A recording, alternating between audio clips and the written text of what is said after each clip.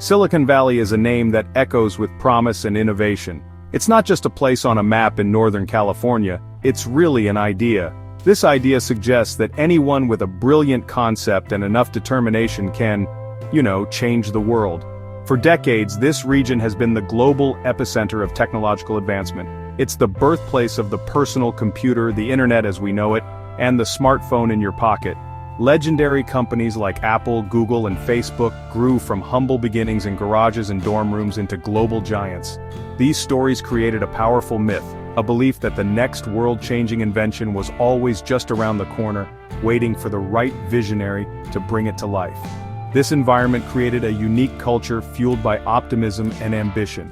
It became a magnet for the brightest minds in engineering, science, and business. They all came seeking to build the future and, in the process, acquire immense wealth. The air itself seemed to buzz with possibility. Venture capitalists, the investors who fund these risky startups, were eager to find the next big thing. They poured billions of dollars into unproven ideas, betting that one massive success would pay for all the failures. This constant flow of capital created a high-stakes game where founders were encouraged to think big, make bold promises, and move incredibly fast to outpace their competitors. However, this relentless pursuit of growth and innovation has a darker side. The very same culture that celebrated visionary founders also created an environment ripe for hype and exaggeration. The pressure to succeed is immense, and the line between ambitious forecasting and outright deception can become blurry. For every celebrated success story, there are countless untold stories of failure. These failures are often quiet, as startups run out of money and fade into obscurity. But sometimes, the failures are spectacular, dramatic collapses that expose deep flaws not just in a single company, but in the entire system that built them up. These stories serve as cautionary tales about the dangers of unchecked ambition. The legends of Silicon Valley are powerful because they are rooted in genuine breakthroughs. The digital revolution transformed how we live, work, and connect with one another. But this history of success also created a vulnerability. Investors and the public became so accustomed to seeing the impossible made possible that they sometimes suspended their disbelief. They became more willing to trust a charismatic founder's story than to scrutinize the details of their technology or business model. This created a fertile ground for founders who were masters of storytelling, even if the stories they told were ultimately built on a foundation of sand. The Valley's greatest strength, its unwavering belief in the future, also became its greatest weakness. At the heart of Silicon Valley's operating philosophy is the concept of disruption. This is the idea that new companies should not just compete with established industries but completely overturn them. The goal is to create a product or service so innovative that it makes the old way of doing things obsolete. Think of how Netflix disrupted video rental stores, or how Uber disrupted the taxi industry. This mindset encourages founders to be aggressive, rebellious, and to challenge the status quo. It's a powerful engine for progress, forcing old inefficient businesses to adapt or disappear. This gospel of disruption is preached in every startup accelerator and venture capital pitch meeting. To achieve disruption, founders are often told to embrace a mantra: fake it till you make it. This phrase suggests that a startup should project an image of success and competence long before it is actually achieved. The logic is that to attract top talent, secure big customers, and win over investors, a company needs to appear more established and capable than it really is. It might mean launching a product that is not quite finished, or making promises about future features that are still just ideas on a whiteboard. In its most benign form, this is about confidence and projecting a bold vision for the future. It's a necessary part of the entrepreneurial journey. The problem, however, is that this philosophy exists on a slippery slope. Faking it can easily slide from optimistic projection into intentional misrepresentation. Where do you draw the line between embellishing a product's capabilities and lying about them? When does a confident vision cross over into a deliberate effort to mislead investors and the public? The intense pressure to grow at all costs, a phenomenon known as blitzscaling, can push founders further down this dangerous path. They need to keep raising more money at higher valuations, and to do that, they need to show explosive growth, even if the underlying business is not sound. This culture creates a powerful incentive to prioritize perception over reality. A charismatic founder with a compelling story can often raise more money than a less charismatic founder with a better but more complex product. Investors, caught in the fear of missing out on the next Google, can sometimes overlook red flags. They might skip the rigorous due diligence process if a startup has enough buzz and momentum. This creates a feedback loop. The more a founder fakes it, the more hype they generate, which attracts more investment, which further validates the faked success. This cycle can continue until the company becomes too big to hide the fact that the emperor has no clothes. In the competitive landscape of Silicon Valley, a compelling story is often a startup's most valuable asset. Before a product is fully built or a business model is proven, the founder's vision is what sells. This vision is packaged into a narrative, a story of how the company will change the world, solve a massive problem, or create an entirely new market. Investors are not just buying a piece of a company, they're buying into this story. They're betting on the founder's ability to turn a grand promise into a tangible reality. A powerful narrative can make a small, unproven startup seem like an unstoppable force, a future industry leader in the making. The risk comes when these promises are built on a weak foundation. When the hype surrounding a company grows faster than its actual progress, a dangerous gap emerges. To keep the momentum going, founders may feel pressured to make even bigger and bolder claims. They promise features that are technologically impossible or market success that is unrealistic. This is often driven by the need to secure the next round of funding. Each investment round typically requires the company to be worth more than it was before, so the story has to get better and the promises have to get grander. This creates a cycle where the narrative becomes detached from the truth. Investors and the media play a crucial role in amplifying this hype. A charismatic founder who gives a great presentation can be featured on magazine covers and hailed as the next Steve Jobs. This public validation makes it even easier to attract more money and talent, reinforcing the illusion of success. In this environment, skepticism can be seen as a lack of vision. Those who ask tough questions or point out inconsistencies might be dismissed as old-fashioned or unable to grasp the disruptive potential of the idea. The collective belief in the promise becomes so strong that it drowns out dissenting voices, creating an echo chamber of unwavering optimism. Ultimately, reality always catches up. No amount of storytelling can sustain a company that does not have a viable product or a path to profitability. When the promises fail to materialize, the collapse can be swift and devastating. The same investors who eagerly poured money into the company will rush for the exits. The media that once celebrated the visionary founder will now chronicle their downfall in forensic detail. The consequences are severe, not just for the founders and employees, but for the customers and investors who put their trust and capital into a story that was too good to be true. This pattern reveals the profound danger of valuing promises over proof. Elizabeth Holmes was once the darling of Silicon Valley. She was a Stanford University dropout who, at the age of 19, founded a company called Theranos. Her vision was nothing short of revolutionary. She promised to reinvent healthcare by creating a machine, named the Edison, that could run hundreds of blood tests from a single tiny drop of blood pricked from a finger. This technology, she claimed, would make testing cheaper, faster, and more accessible to everyone. It would save lives by detecting diseases like cancer and diabetes early. Holmes adopted a signature look of a black turtleneck, deliberately drawing comparisons to Apple co-founder Steve Jobs. She was hailed as a genius, a self-made female billionaire who was set to disrupt the massive healthcare industry. The story she told was incredibly compelling, and she attracted a stunning amount of support. She assembled a board of directors that included powerful political figures like former Secretaries of State Henry Kissinger and George Shultz. She raised over $700 million from savvy investors, including Oracle founder Larry Ellison and media mogul Rupert Murdoch. Theranos was valued at an astounding $9 billion, making Holmes one of the wealthiest women in the world on paper.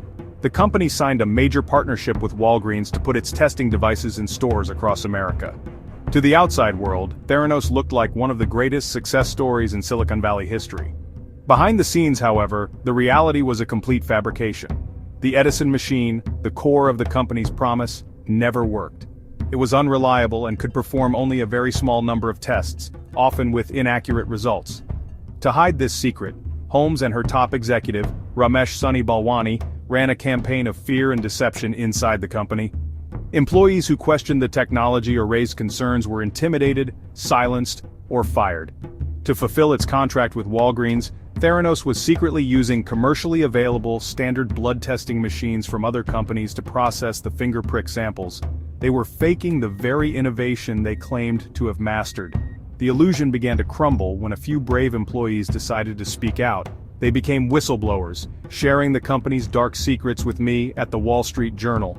My investigation, published in October 2015, exposed the technological failures and the culture of deceit. It revealed that the revolutionary blood testing device was a sham. Despite Holmes's fierce denials and threats of lawsuits, the truth unraveled. Federal regulators stepped in, finding major problems in the company's labs and banning Holmes from operating a lab for 2 years. The once celebrated company was exposed as one of the most audacious corporate frauds in recent memory. The impact was devastating, not just for investors but for patients who had received faulty test results. After the initial Wall Street Journal expose, the downfall of Theranos was not immediate, but it was relentless. Elizabeth Holmes did not retreat. Instead, she went on the offensive. She appeared on television, defending her company with unwavering conviction. She claimed the allegations were false, the work of disgruntled former employees and a journalist trying to tear down a successful female entrepreneur. For a short time, her charisma and the powerful backing she had cultivated helped her maintain a veneer of credibility. Her investors and board members who had staked their reputations and fortunes on her were initially inclined to believe her side of the story. They wanted the dream to be real. However, the evidence against Theranos continued to mount, making its position, well, untenable. Regulatory agencies including the Securities and Exchange Commission and the Centers for Medicare and Medicaid Services launched their own formal investigations. CMS found that the company's lab in California posed an immediate jeopardy to patient health and safety. This was a critical blow, as it came from a government body responsible for healthcare standards, not just financial oversight.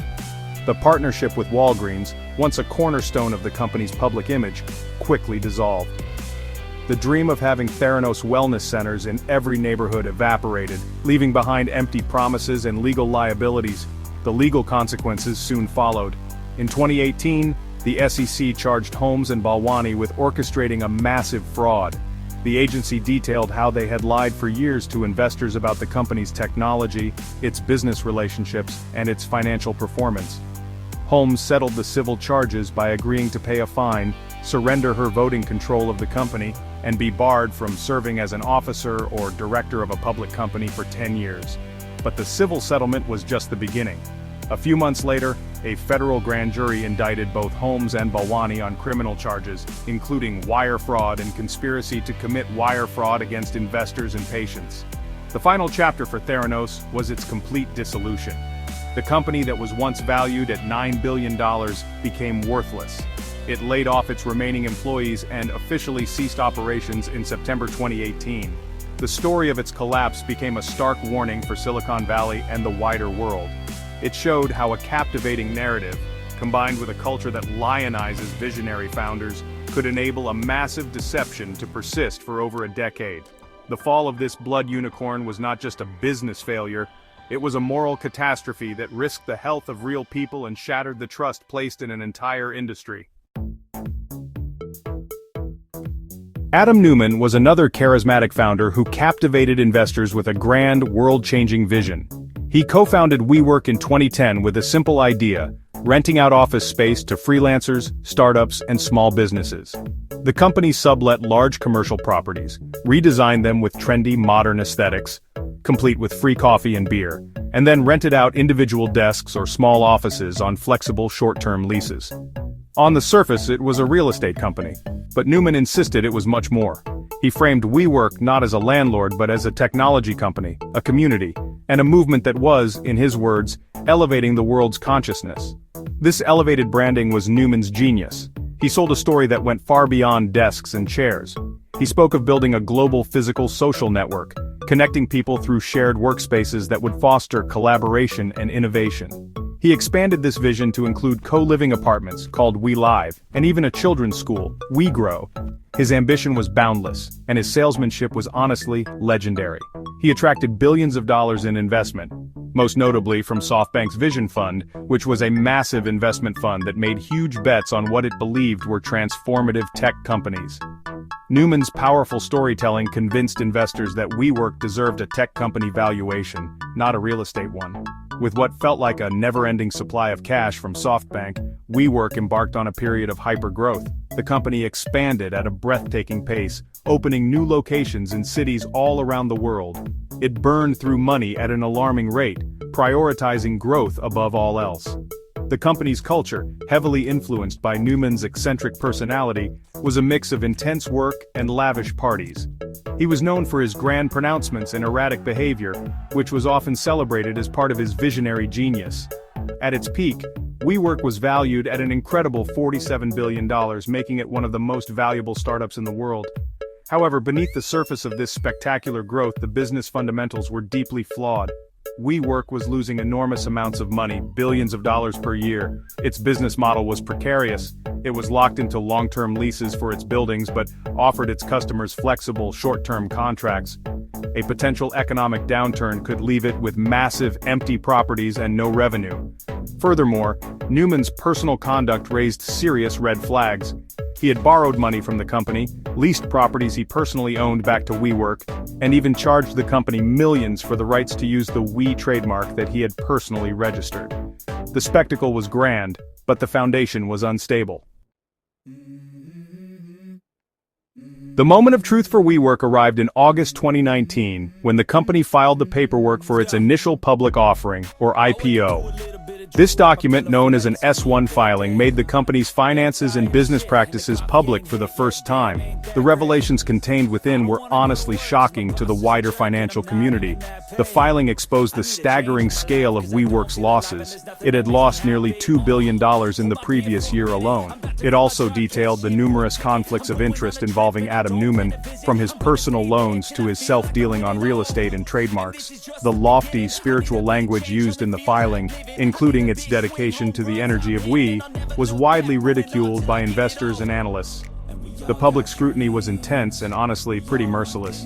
The narrative that Neumann had so carefully crafted began to fall apart.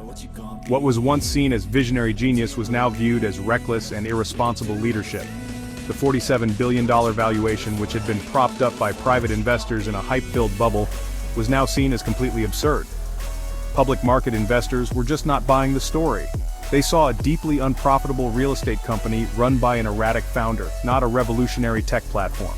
The planned IPO was met with extreme skepticism, and the company's estimated valuation plummeted from $47 billion to below $10 billion in a matter of weeks. Faced with a disastrous public debut, WeWork was forced to postpone and then ultimately cancel its IPO. The collapse was dramatic. The company was on the verge of running out of money, unable to sustain its massive cash burn without the infusion of capital from the public markets. Its largest investor, SoftBank, had to step in with a massive bailout package to save the company from bankruptcy. As part of this rescue deal, Adam Neumann was forced to step down as CEO. He was given a generous exit package worth over $1 billion, a fact that angered many of the employees who were about to lose their jobs. In the aftermath, WeWork underwent a painful restructuring. The company laid off thousands of employees, scaled back its ambitious expansion plans, and tried to refocus on its core business of renting office space. The new leadership worked to cut costs and chart a path toward profitability, a concept that had been largely ignored during the era of hypergrowth. The WeWork saga became another powerful cautionary tale for Silicon Valley. It demonstrated how a magnetic personality and a grand vision could mask fundamental business weaknesses and lead a company to the brink of collapse, leaving a trail of financial wreckage and broken promises in its wake. When comparing Elizabeth Holmes and Adam Neumann, we see two different but related pathologies of the modern startup world. Elizabeth Holmes's failure was rooted in outright fraud. She built her company on a lie about a technology that never existed. Her deception was deliberate and sustained over many years. She knowingly misled investors, business partners, and most dangerously, patients about the capabilities of her blood testing device. This was not a case of a product failing to live up to its hype. It was a case of a product being a complete fabrication. The core of her business was a technological impossibility that she pretended was real, which is why her actions resulted in criminal convictions for fraud. Adam Neumann's failure, on the other hand, was more a case of extreme delusion and corporate governance failure. WeWork's product was real. It rented physical office spaces. The company was not selling a technology that did not work. Instead, Newman sold a fantastical story about what the company was, convincing sophisticated investors that a simple real estate business was actually a world-changing tech platform deserving of a tech valuation. His sin was not so much deception about the product itself, but a profound and reckless exaggeration of its value and potential. He created a culture of excess and burned through capital at an unsustainable rate, all while enriching himself through questionable deals. His failure was one of hubris and a disconnect from financial reality. Despite these differences, there are striking similarities in their methods. Both Holmes and Newman were exceptionally charismatic storytellers. They possessed an almost messianic ability to inspire belief in their visions. They created powerful cults of personality around themselves, where their pronouncements were treated as gospel and dissent was not tolerated. Both founders understood the power of branding and image. Holmes modeled herself after Steve Jobs to project an image of technological genius, while Newman used spiritual and communal language to make office rentals feel like a revolutionary movement. They sold dreams, not just products. And in doing so, they tapped directly into the hype-driven culture of Silicon Valley. Ultimately, both stories highlight the danger of placing unchecked power in the hands of a single messianic founder. In both Theranos and WeWork, the boards of directors failed in their duty to provide oversight and hold the founders accountable. They were so captivated by the vision and the soaring valuations that they overlooked clear red flags. Holmes's board was star-studded but lacked scientific expertise, while Newman's was cowed by his control, and SoftBank's desire to fuel growth at any cost. These failures of governance allowed a fraud to fester in one case, and a reckless delusion to spiral out of control in the other, leading to two of the most spectacular startup implosions of their generation. The stories of Theranos and WeWork, though distinct, offer a powerful set of lessons for the future of innovation. The most critical lesson is the need for a renewed emphasis on diligence and skepticism. For investors, this means resisting the fear of missing out and returning to the fundamentals. It is essential to look beyond a charismatic founder's pitch and rigorously scrutinize the technology, the business model, and the financials. Asking tough questions is not a sign of pessimism, it is a vital responsibility. A healthy innovation ecosystem requires investors who are not just cheerleaders, but also disciplined critics, capable of distinguishing a genuine breakthrough from a well-told fantasy. For founders and entrepreneurs, these sagas serve as a moral compass. The fake-it-till-you-make-it ethos must have its limits. While projecting confidence and ambition is part of building a company, this should never cross the line into deception. Honesty and transparency are not obstacles to success. They are the foundation of sustainable, long-term value. Building a great company takes more than just a grand vision. It requires operational excellence, a viable product, and a culture of integrity. True disruption comes from creating real value for customers, not from creating an illusion for investors. The pressure to grow fast should never justify cutting ethical corners. These stories also underscore the importance of corporate governance. A company's board of directors has a crucial role to play in providing oversight and holding leadership accountable. A board filled with independent, experienced voices who are willing to challenge a founder is a safeguard, not a hindrance. The structure of a company should ensure that no single individual has absolute, unchecked power. This is especially important in founder-led companies where a cult of personality can easily form. Strong governance is the guardrail that keeps an ambitious vision from driving off a cliff into fraud or reckless mismanagement. In the end, the rise and fall of companies like Theranos and WeWork do not negate the incredible power and promise of Silicon Valley. Innovation will always require bold visionaries and risk-taking investors. However, these cautionary tales remind us that the system is vulnerable to human flaws like greed, ego, and the seductive power of a good story. The future of innovation depends on learning from these failures. By fostering a culture that values truth as much as vision, integrity as much as ambition, and proof as much as promises, we can build a more resilient and trustworthy ecosystem for turning the great ideas of tomorrow into the genuine breakthroughs of the future. If you found this video insightful, please subscribe, like, and share it with others who are passionate about innovation and learning from the past. Your support helps us create more content like this. Thank you for watching.